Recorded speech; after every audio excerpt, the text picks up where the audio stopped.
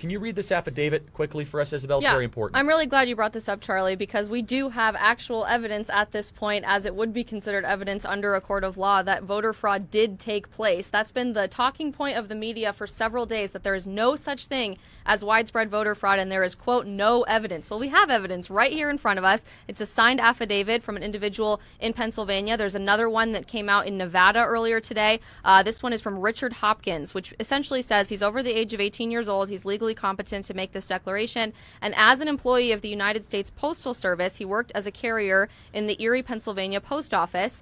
And here's what he said. Although, as I understand Pennsylvania law, ballots must be postmarked by 8 o'clock p.m. on Election Day, November 3rd, 2020, in Pennsylvania, the postmaster directed his coworkers and him to pick up ballots after Election Day and provide them to him. As discussed more fully, he heard the postmaster tell a supervisor at his office that they were going to backdate the postmarks on the ballots to make it appear as though the ballots had been collected on November 3rd, 2020, despite them in fact being collected on November 4th and possibly later. This essentially went all the way into November 5th. You're seeing multiple days of these ballots being completely backdated. They were later directed that ballots be picked up through Friday, November 6th, 2020, and postmarked as if it was Tuesday, November 3rd. Again, this is clearly in violation not only of what the law says, but of what we know is the right thing to do in these elections. I think we're going to be seeing a lot more of these signed affidavits come forward, individuals feeling empowered to speak the truth because they're seeing other people start to do so. I'm excited for that, but this idea that the activist media, who's supposed to have a vested interest